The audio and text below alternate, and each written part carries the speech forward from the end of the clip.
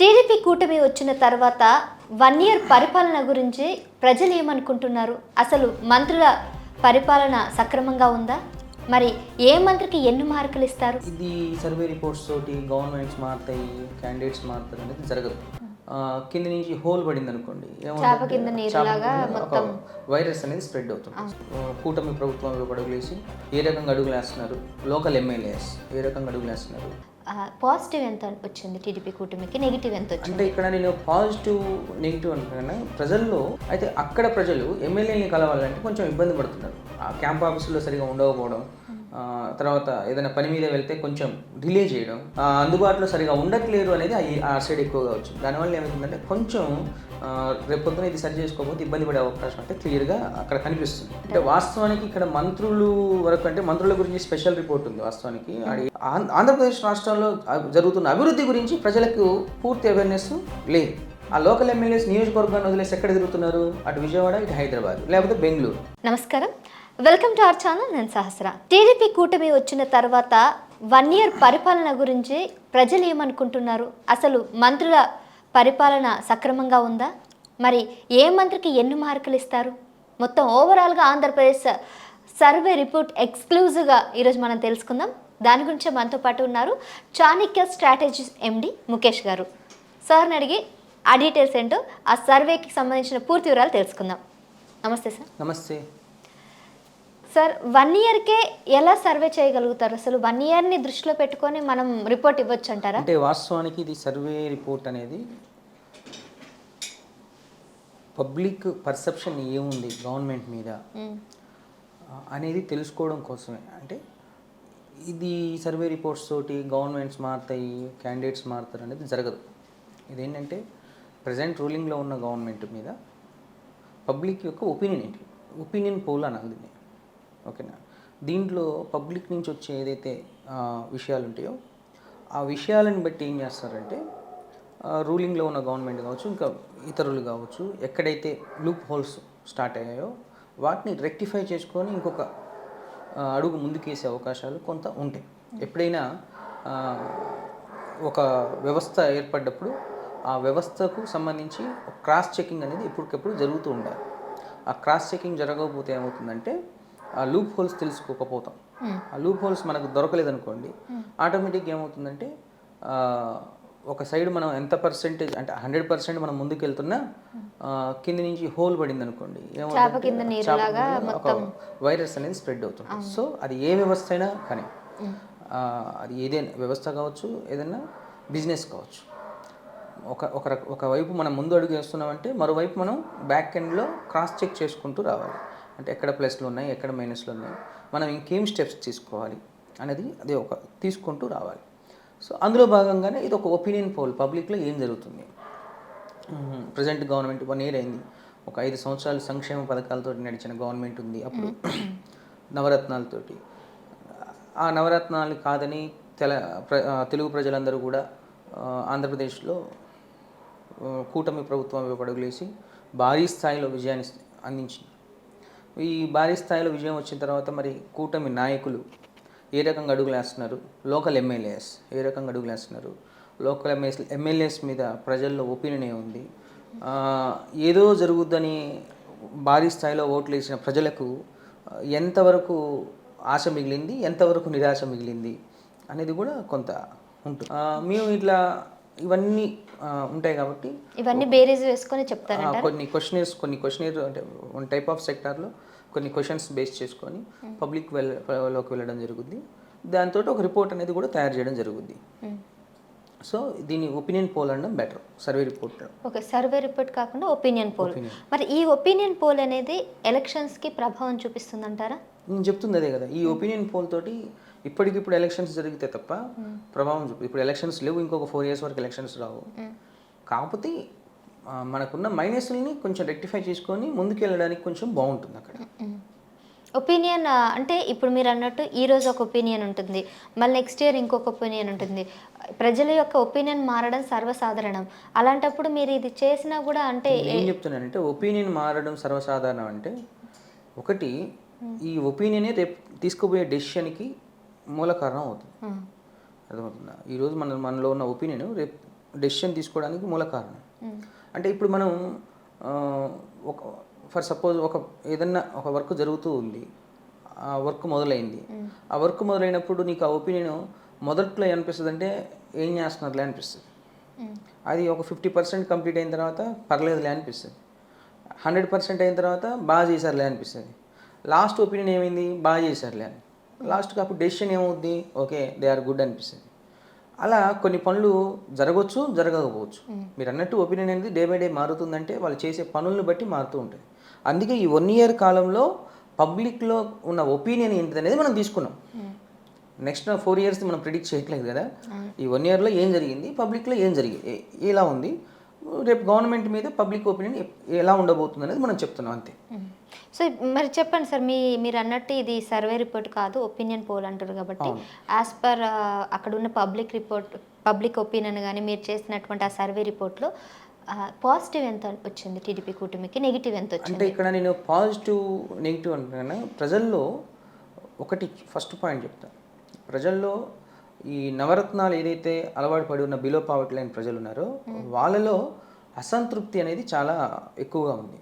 అంటే సంక్షేమ పథకాలు రాకపోవడం, ఒక ఫింక్షన్ తప్ప మిగిలిన పథకాలు పూర్తిగా అమల్లోకి రాకపోవడం అనేది వాళ్ళలో అసంతృప్తి అయితే ఉంది.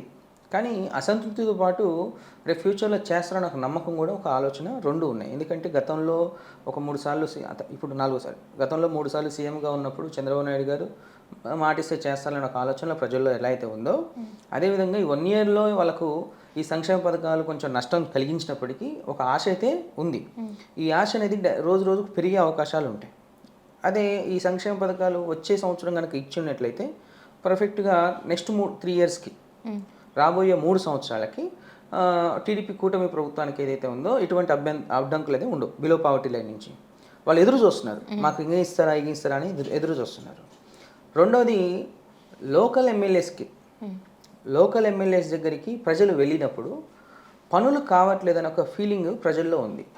ఎందుకంటే వాళ్ళు టైం సరిగా ఇస్తలేరని ఒకటి. ఫర్ సపోజ్ మేము ఉత్తరాంధ్ర ఏజెన్సీ ఏరియాకి వెళ్ళినప్పుడు అక్కడ ఎక్కువ అవసరాలు ఉంటాయి ప్రజలకి. అయితే అక్కడ ప్రజలు ఎమ్మెల్యేని కలవాలంటే కొంచెం ఇబ్బంది పడుతున్నారు. ఆ క్యాంప్ ఆఫీసులో సరిగా ఉండకపోవడం, తర్వాత ఏదైనా పని మీద వెళ్తే కొంచెం డిలే చేయడం అనేది అక్కడ లోకల్ ఎమ్మెల్యేలకి ప్రజలకు మధ్య ఒక కనెక్షన్ అనేది తెగినట్లు అనిపించింది. కొంత ఏరియా ఉభయ గోదావరి జిల్లాలో ఓకే పర్ఫెక్ట్గా ఉంది, కృష్ణా జిల్లాలో కొంచెం ఒక మోస్తారులో ఉంది, రాయలసీమలో వచ్చేసి అనంతపురంలో పర్లేదు అనిపించింది, కర్నూలులో కొంచెం కనెక్షన్ తెగినట్టు అనిపించింది, అదేవిధంగా నెల్లూరులో పర్ఫెక్ట్గా బాగానే అనిపిస్తుంది. అంటే ఇలా జిల్లాని బట్టి అక్కడ ఉన్న ఎమ్మెల్యేలు ఎవరైతే ఉన్నారో ఆ ఎమ్మెల్యేలకి ప్రజలకు మధ్య ఎక్కువగా కనెక్షన్స్ తెగింది ఏంటంటే అక్కడ ఏజెన్సీ ఏరియాస్ ఏదైతే ఉత్తరాంధ్ర విజయనగరం కావచ్చు, ఇటు సైడు శ్రీకాకుళం సైడ్ అక్కడ కొంచెం కనెక్షన్స్ ఏజెన్సీ ఏరియాలో ఎస్పెషల్గా ఎమ్మెల్యేస్ టైం ఇవ్వకపోవడం అనేది కొంచెం బాగా అసంతృప్తి. అంటే మీ ఎమ్మెల్యే మీకు అందుబాటులో ఉన్నాడని అడిగినప్పుడు అందుబాటులో సరిగా ఉండట్లేరు అనేది ఆ సైడ్ ఎక్కువగా వచ్చింది. దానివల్ల ఏమవుతుందంటే కొంచెం రేపొద్దున ఇది సరి చేసుకోకపోతే ఇబ్బంది పడే అవకాశం అయితే క్లియర్గా అక్కడ కనిపిస్తుంది. ఓకే, ఇప్పుడు ఈ రిపోర్ట్ వల్ల, మీరు ఏదైతే ఒపీనియన్ పోల్ రిపోర్ట్ వల్ల మంత్రుల వరకు వెళ్తే వాళ్ళని సరి చేసుకునే ఛాన్సెస్ ఉన్నాయంటే? వాస్తవానికి ఇక్కడ మంత్రులు వరకు అంటే మంత్రుల గురించి స్పెషల్ రిపోర్ట్ ఉంది. వాస్తవానికి ఆడ ఏపీ క్యాబినెట్స్లో 24 members మినిస్టర్స్ ఉన్నారు. అందులో మొదటిసారి గెలిచిన వాళ్ళు కూడా మంత్రులైన వాళ్ళు ఉన్నారు. అయితే ఇక్కడ వాస్తవానికి మంత్రుల్లో అనుభవం ఉన్న వాళ్ళు చాలా తక్కువ మంది ఉన్నారు.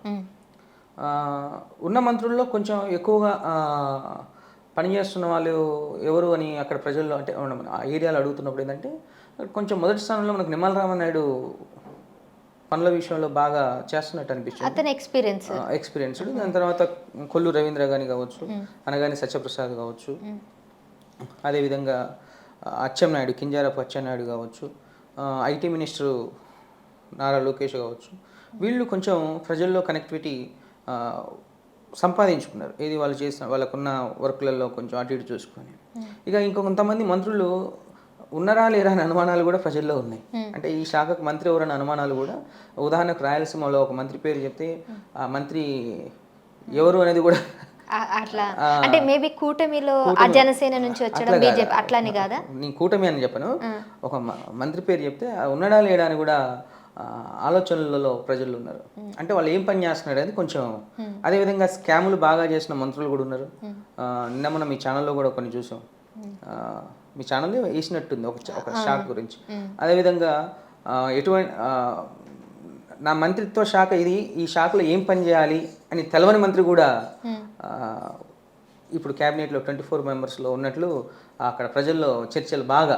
మరి ఇప్పుడు వాళ్ళ పనులు ఎట్లా కేవలం ఓఎస్డీలను పెట్టుకొని నడిపిస్తారంటారా? అంతే కదా, ఇప్పుడు ఓఎస్డీలు ఉంటారు, హెడ్ క్వార్టర్ మంగళగిరి ఉంటుంది, మంగళగిరి నుంచి సేమ్ డెసిషన్ పాస్ చేస్తే అక్కడ వరకు జరిగే అవకాశాలు ఎక్కువగా ఉన్నట్టు కూడా అక్కడ ప్రజల్లో. అంటే ప్రజల్లో ఏమొచ్చిందంటే ఆలోచన, మా మంత్రులు ఉన్నప్పటికీ వాళ్ళ ఓఎస్డీలు పెట్టుకొని పైనుంచే కమాండ్ చేస్తున్నారు నాకు ఆలోచన ప్రజల్లో వచ్చేసింది. అంటే అప్పుడు ఏమవుతుందంటే సింగిల్ సెంటర్, అంటే సింగిల్ పాయింట్ ఆఫ్ ఆర్గనైజేషన్, ఒకే పాయింట్ నుంచి ఆర్గనైజ్ చేస్తున్నాడు ఒక ఆలోచన ప్రజల్లో ఎస్టాబ్లిష్ అవుతుంది.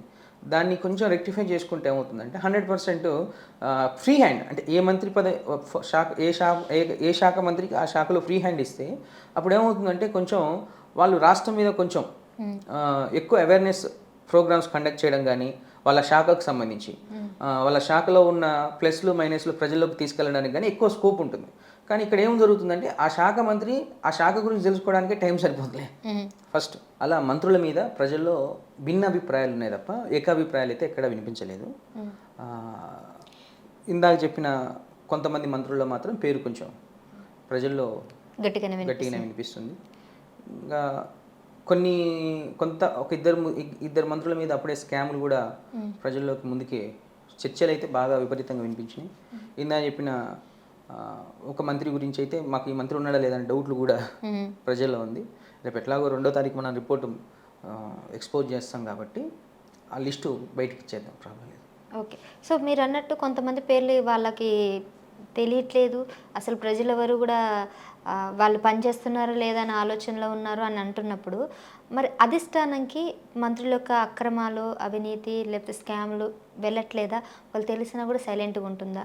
అంటే ఎప్పుడైనా ఒకటి ఏంటంటే, ఎప్పుడు కూడా అడ్మినిస్ట్రేషన్లో ఉన్నప్పుడు కొన్ని చూసి, అంటే తెలిసి తెలియనట్టే ఉంటారు. ఎందుకంటే ఇంక సంవత్సరం కూడా కాలేదు, వాళ్ళు ఏం చేస్తున్నారు. ఎప్పుడైనా చంద్రబాబు నాయుడు గారిది ఎలా ఉంటుందంటే, రీసెంట్గా ఒక 2-3 మంత్స్ బ్యాక్ మీరు చూసి ఉండొచ్చు, ఒక మంత్రి తప్పు చేస్తున్నాడంటే పిలిచి వార్నింగ్ ఇచ్చిన ఆడియోలు బయటకు వచ్చినాయి. ఒక ఉత్తరాంధ్రకు సంబంధించిన ఒక మంత్రి, కొత్తగా ఫ్రెష్గా స్టార్ట్ అయిన మంత్రికి చంద్రబాబు నాయుడు ఫోన్ చేసి మరి వార్నింగ్ ఇచ్చిన ఆడియోలు బయటకు విన్నాం. అలాంటివి జరుగుతూ ఉంటాయి. జరుగుతున్నప్పటికీ కుక్కతోక వంకర అని ఒక సామెత ఉంటుంది చూడు, ఒకసారి తినడానికి అలవాటు పడ్డాడు తింటూనే ఉంటుంటాడు కదా. సో కొన్ని అలాంటివి ఉంటుంటాయి. కానీ ప్రజలు గుణపాఠం అయితే ఖచ్చితంగా చెప్తారు కదా రేపు ఓటు రూపంలో. అంటే అలాంటి వాళ్ళకి అంతే. సో మరి ఇప్పుడు వీళ్ళు ఏం చేయాలంటారు? మీరు అన్నట్టు కొంతమంది సరిగ్గా పని చేయకపోతే అధిష్టానం మందలించకపోయినా కానీ, ప్రజల్లో వ్యతిరేకత వచ్చినా కానీ, మరి వాళ్ళకి ఎలా తెలుస్తుంది? వాళ్ళ యొక్క తప్పులు ఎలా దిద్దుకునే అవకాశం ఉందంటారు? అంటే ఎవరికైనా పొలిటీషియన్కి ఒకసారి, అది ఏ పొలిటీషియన్ కావచ్చు, మీరు కూడా రేపు పొద్దున ఒక రాజకీయ నాయకురాలు అయినప్పుడు మీరు ఎప్పటికప్పుడు 3 నెలలకు ఒకసారి 6 నెలలకు ఒకసారి ప్రజల్లో మీ గ్రాఫ్ అనేది తెలుసుకునే ప్రయత్నం చేయాలి. అలా తెలుసుకోకుండా ఒక భజన బ్యాచ్ని పక్కన పెట్టుకొని పొద్దున్న లేచి వాళ్ళతోటే పొగిడించుకొని నీ రేడియస్ అంతవరకే, నీ రేడియస్ ఆ భజన బ్యాచ్ వరకే అని నువ్వు ఫీల్ అయినప్పుడు నీ పతనం స్టార్ట్ అవుతుంది. ఎప్పుడు కూడా ఒక నిరంతర ఉద్యోగి, నిరంతర రాజకీయ నాయకుడు ప్రజల్లో ఉండాలంటే ప్రజల్లో ఏం జరుగుతుంది, ప్రజల్లో నా గురించి ఒపీనియన్ ఏంటి అనేది ఒక థర్డ్ పార్టీ నుంచి తెలుసుకునే ప్రయత్నం చేసి వాటిని ఎప్పటికప్పుడు రెక్టిఫై చేసుకుంటే 100% ఒక నిరంతర శ్రామికులాగా ఎప్పుడు ప్రజల్లోనే ఉంటాడు. అర్థమవుతుందా? ఫర్ సపోజు తెలంగాణలో ఒక ఎక్స్ఎమ్మెల్యే గురించి చెప్తాను. ఇప్పుడు ఎంపీ ఎవరు, ఈటల రాజేందర్. అతను వైఖరి ఎలా ఉంటుందంటే ఎప్పటికప్పుడు ప్రజల నుంచి రిపోర్ట్స్ తెప్పించుకుంటాడు ఒక థర్డ్ పార్టీ ఏజెంట్స్ నుంచి. ఒక రిపోర్ట్ కాదు, ఒక 45 రిపోర్ట్స్ ఉంటారు. అంటే కంపేర్ చేసి ఖచ్చితంగా ఒక థర్డ్ పార్టీ అయితే ఉంటుంది. ఈయన సొంత బ్యాచ్ నుంచి ఎప్పుడు కూడా వెళ్ళరు. ఓకే. అదేవిధంగా ఒకరి నుంచి నమ్మరు ఎవరు, ఒక 2-3 పెట్టేసుకొని ఎప్పటికప్పుడు రిపోర్ట్స్ తెప్పించుకొని ఏం జరుగుతుంది, ప్రజలకు ఏం కావాలి, ప్రజల్లో పాజిటివ్ ఉందా నెగిటివ్ ఉందా, మళ్ళీ నెగిటివ్ అవుతున్నప్పుడు దాన్ని ఎలా కరెక్ట్ చేసుకోవాలి, అలా చేసుకుంటూ వచ్చాడు. కాబట్టి పాస్ట్ 20 ఇయర్స్గా గెలుస్తూ వచ్చాడు. 2000 సంవత్సరం నుంచి. అవునా? అంటే ఎప్పుడు ఫెయిల్ అవ్వాలి. మొన్న మల్కాజ్గిరి పార్లమెంట్లో కూడా నాన్ లోకల్ ఏరియా అది. పార్లమెంట్లో కూడా భారీ మెజార్టీతో గెలుచుకొని వచ్చాడు. అలా ప్రతి రాజకీయ నాయకుడు చేస్తే అంటే ఎప్పటికెప్పుడు రిపోర్ట్స్ తెచ్చుకో ఆ నెగిటివ్స్ని సరి చేసుకుంటే ముందుకెళ్తారు. కానీ ఇక్కడ ఏమవుతుందంటే 80% ఆఫ్ ది లీడర్స్ ఒక రేడియస్లో బతుకుతూ ఉంటారు. రేడియస్ ఏంటంటే భజన బ్యాచ్ అంటున్నాడు.